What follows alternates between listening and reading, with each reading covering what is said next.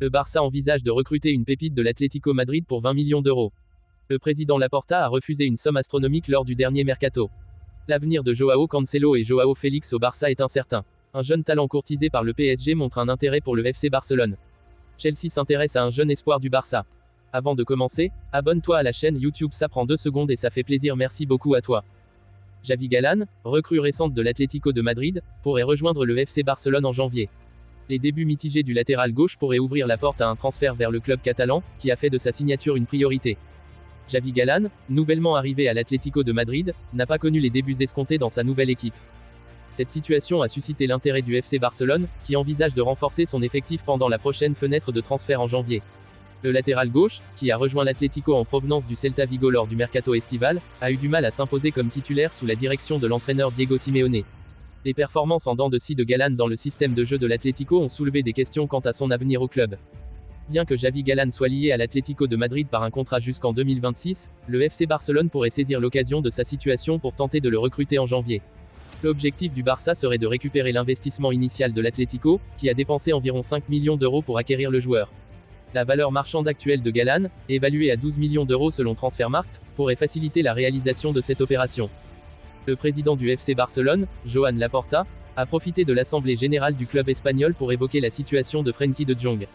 Le dirigeant des Blaugrana a lâché une bombe sur le mercato du milieu de terrain néerlandais. Présent ce samedi devant l'assemblée générale du FC Barcelone, Joan Laporta ne s'est pas privé de tacler le Real Madrid, considérant les merengues comme mêlés à l'affaire de corruption subie par le club de la Catalogne, qui recevra dimanche l'Athletic Bilbao dans le cadre de la 10e journée de Liga. Profitant du micro qui lui a été tendu pour brosser l'actualité du champion d'Espagne 2023, le président barcelonais s'est également exprimé sur la situation de Frenkie de Jong.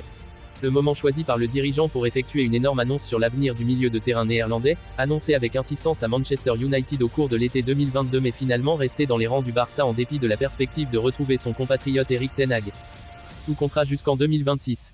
Selon les dires de Joan Laporta, le FC Barcelone a ainsi refusé une somme XXL pour l'ancien sociétaire de l'Ajax Amsterdam, un gros chèque qui aurait même permis au club de réaliser une petite plus-value sur un joueur recruté pour 86 millions d'euros pendant le mercato estival 2019. Nous avons eu l'opportunité de vendre Frenkie de Jong pour 100 millions d'euros. Nous n'avons pas voulu accepter la proposition afin de ne pas perdre une partie de notre capacité car Frenkie est un acteur clé, a avoué Joan Laporta au sujet du joueur de 26 ans, sous contrat jusqu'en juin 2026.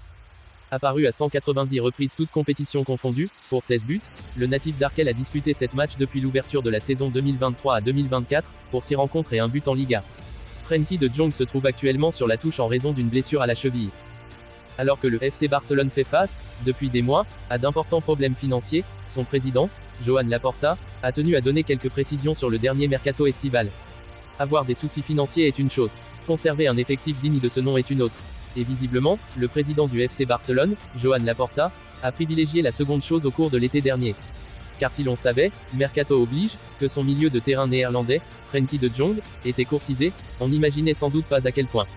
100 millions. En conférence de presse, Laporta a donc tenu à mettre les choses au point. Nous avons eu l'opportunité de vendre Frenkie de Jong pour 100 millions d'euros. Nous n'avons pas voulu accepter la proposition pour ne pas perdre une partie de notre capacité car Frenkie est un acteur clé.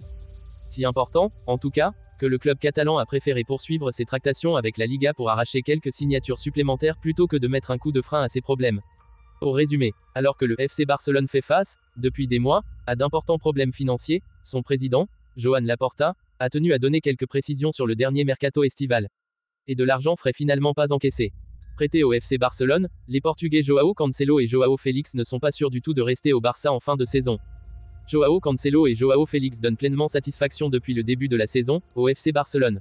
Leurs prêts sont des satisfactions et Joan Laporta a déjà fait part de sa volonté de les conserver. Mais l'affaire ne s'annonce pas simple. City demande 50 millions d'euros pour Cancelo, Félix agace l'Atlético. Cancelo, 29 ans, est lié à Manchester City jusqu'en 2027 et selon Sport, les Sky Blues ont fait savoir au Barça qu'ils demanderaient 50 millions d'euros pour le libérer. Quant à Joao Félix, l'Atlético de Madrid perd patience avec lui. Les Colchonros réclameraient près de 80 millions d'euros, une somme que le Barça n'a pas l'intention de débourser. Des clubs anglais sont intéressés mais le joueur tient absolument à rester en Catalogne. Au résumé, prêtés au FC Barcelone, les Portugais Joao Cancelo et Joao Félix ne sont pas sûrs du tout de rester au Barça en fin de saison.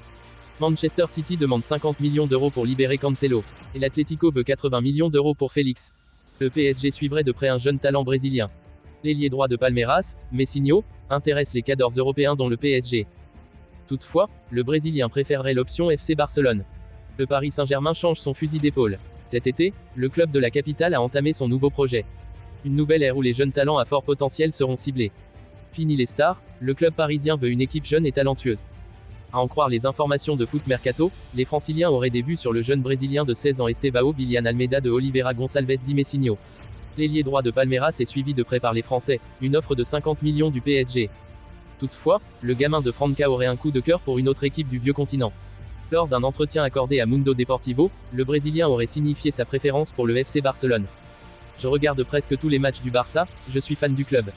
J'ai une grande admiration pour les joueurs qui y jouent et j'espère y être aussi. Jouer pour Barcelone, qui est l'un des meilleurs clubs du monde. Je suis né en regardant Neymar, Messi et Suarez jouer à Barcelone et c'est le rêve que j'ai, a-t-il annoncé. De quoi refroidir les Parisiens.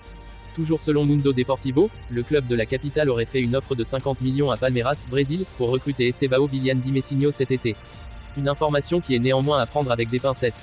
Le club de la capitale n'est pas à la recherche d'un nouvel attaquant. La direction parisienne devrait jeter son dévolu sur un nouveau milieu de terrain et un latéral gauche au mercato hivernal. Les dirigeants de Chelsea suivraient de près un jeune espoir du Barça pour cet hiver. Depuis cet été, la formation de Chelsea fait le forcing pour obtenir la venue d'un jeune espoir du FC Barcelone. Il s'agit de Pau Cubarsí. Défenseur central de 16 ans, ce dernier dispose d'un contrat jusqu'en juin 2026.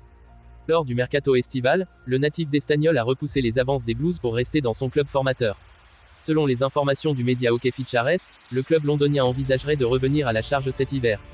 Actuellement, l'international U17 ibérique évolue avec la réserve où il a participé à 5 rencontres de championnat.